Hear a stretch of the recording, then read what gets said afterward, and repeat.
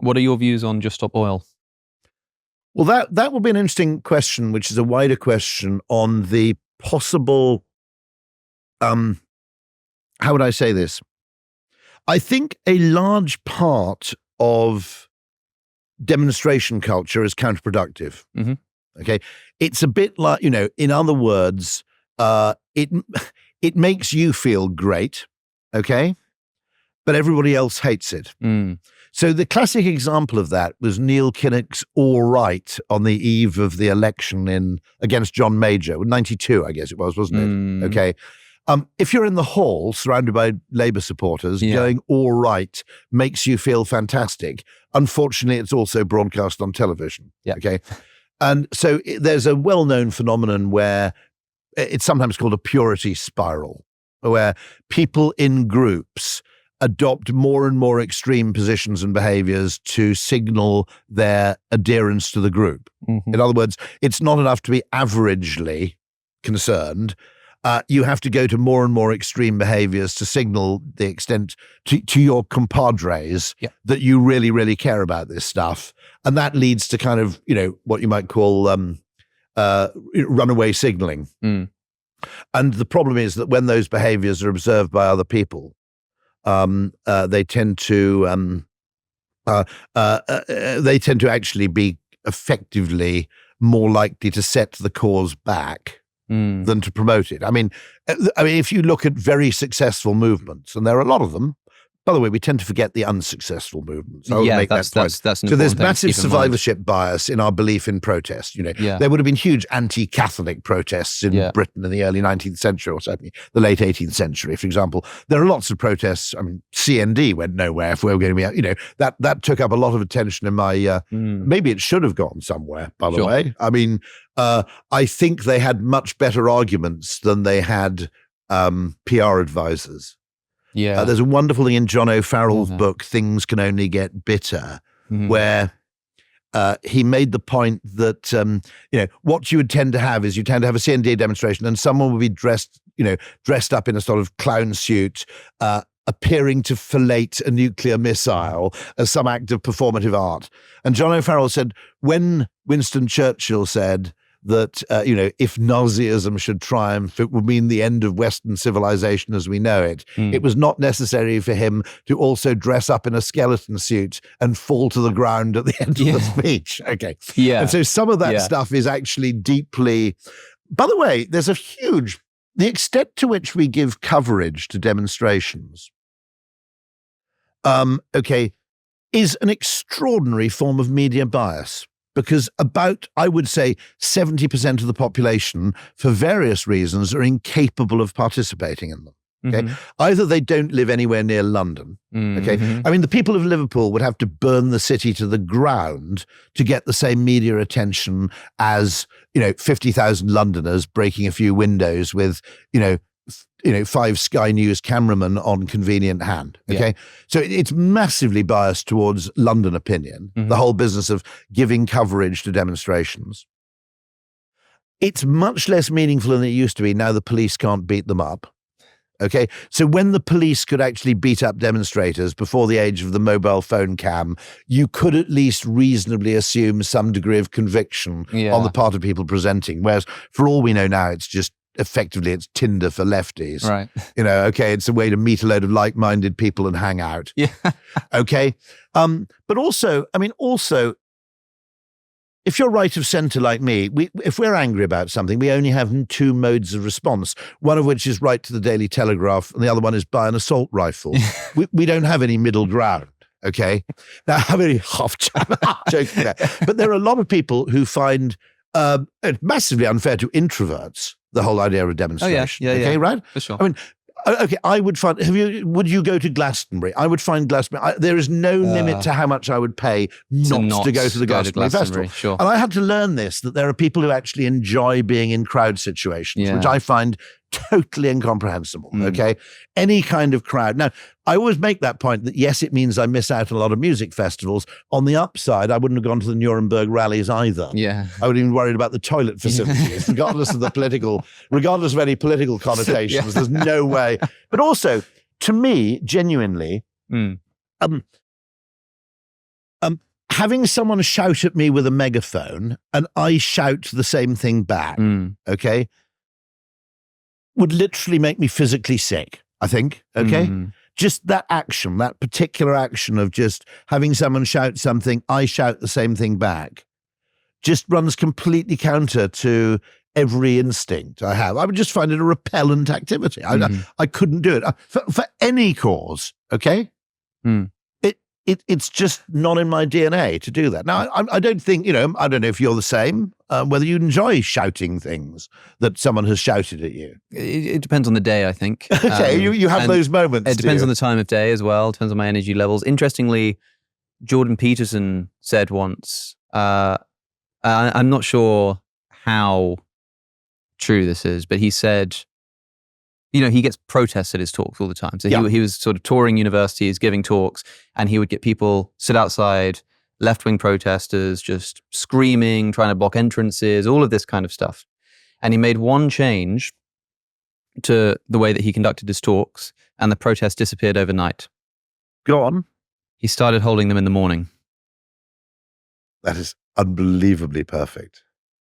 And people couldn't be bothered to get out of bed. That was his... Well, that is proof of my theory that since the police are unable to actually practice indiscriminate violence, okay, the protest has lost some of its meaning. That it's become actually a form of entertainment for a particular kind of person. I see what you're saying there. It's unrepresentative. I mean, okay, the fact that... No, okay, let's be absolutely honest about this. There isn't a counterfactual because there was no Palestinian entry to Eurovision. But the fact that Israel headed the popular vote on the telephone, okay, with a not particularly brilliant song, okay, in the UK, France, Germany, etc. Okay, right? Okay. Now, as I said, I'm being very honest here. There wasn't a Palestinian entry. I'm sure if there were, that would have done very well too. So, but nonetheless, what I'm saying is our fetishization of protests and our fetishization of certain types of opinion, if you like, strikes me as a slightly weird facet of the modern world. Yeah. I mean, it's not as if you don't have social media for these people to vent, after all. Yeah. I mean, it's a peculiarly weird thing. But when Jordan Peterson shifted his talks to the morning, basically the trouble dissipated. Nobody could be bothered. That's what he said, anyway. I mean, he might have been exaggerating, and it might have... there's sort of a joke in there somewhere too. But I never protest against anybody, least of all at a university. But the one thing I do worry about is that, I'm basically on the far left of the alt-right in my politics, okay? And one of the reasons I stay there is that I notice that people who become invested in right-wing opinion are driven slightly insane by the extent to which their whole identity, of necessity because of the hostility they face. So you could argue I'm simply ducking, I'm actually chickening out at this point. But if your whole identity gets defined by responding to criticism and attack, okay, I just, it may be a highly principled act, but I don't think it's good for your quality of life. No. There are lots of things about life which are absolutely not remotely political, okay? That's sure. Dr. Johnson said, of all the things that human hearts endure, how small the part that kings and laws can cure. I think that was Dr. Johnson, who's pretty much my kind of sanity touchstone on pretty much all matters, actually. The point I'm making is that one of the things I notice is there are certain people on Twitter. I'm totally happy to have people disagree with me on Twitter politically. When someone disagrees with you, go and look at their Twitter feed. First of all, if there is an insane volume of activity, by which I mean they've been on the platform for 5 years and they've tweeted 97,000 times, okay, they're bonkers, okay?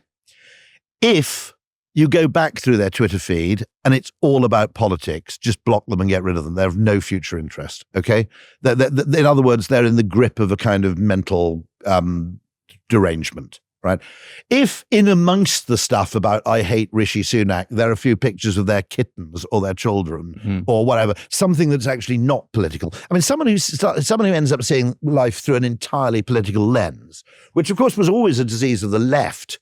You literally had people who got up and said, how can I possibly enjoy Eggs Benedict when something bad is happening? Okay. mean, that used to be a little bit of a disease of the kind of hair-shirted left, but you can end up on this kind of what you might call the equivalent on the right. And my argument is it's actually just as unhealthy. I want to hear what Jordan Peterson has to say about like maple syrup or something occasionally, right? I don't, he's Canadian, he's probably highly expert. Apparently the dark kind's much better, the light kind's just for the tourists. But life is infinitely complex and interesting. Politics is, by the way, actually, if you strip out the identity component, local politics is probably more important than national politics. I love the point that Jess Phillips made, which is that every time there are local elections, people just go, oh, well, of course, it's just the local elections. Jess Phillips said, what do you mean solving the problems that people actually care about? Okay.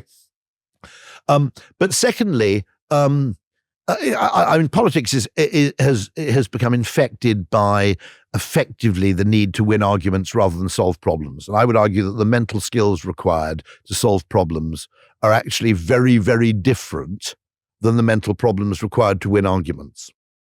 And dogma is an extraordinary kind of enemy of problem solving, I think. I think that the Conservative Party and the political right made a massive mistake allowing, rather than using some neoliberal thought, which was probably pretty handy in 1979, instead they became entirely infected by economic neoliberalism, which, like all forms of economics, is utter bollocks, apart from the Austrians. And only half these. But I mean, economics is an extraordinary, ludicrous discipline. I mean, an attempt to kind of quantify and predict human behavior as though humans were kind of inert atoms. As if they were chess pieces. As Adam Smith warns against this precise thing. Yeah. And what are they doing? They're doing exactly the thing that Adam Smith warned them against. Yeah, because Smith reminds us that it would be as if you were trying to organize chess pieces when each chess piece had its own individual will and its own individual decisions. And its own sort of attraction and repulsion from other chess pieces. Yeah, it would just be in other words, principles of, it has principles and motivations all of its own. Yes. And this idea of the sort of being able to, place pieces where you will, as if there were no forces acting in between them, is a kind of nonsense. And he warned against that. Now, the right probably quite rightly took that as a completely useful warning against central command and control economies. Quite rightly, that's possibly what he partly meant. But it's also, in a sense, a warning to economics that, in other words, the man of system is the person he criticizes, isn't it? That's right. That's right. Yeah. I mean, this stuff is very interesting, but I mean, I think that I've got some Hindu friends who rather brilliantly always criticize Westerners, I think rightly, for what they call monotheism.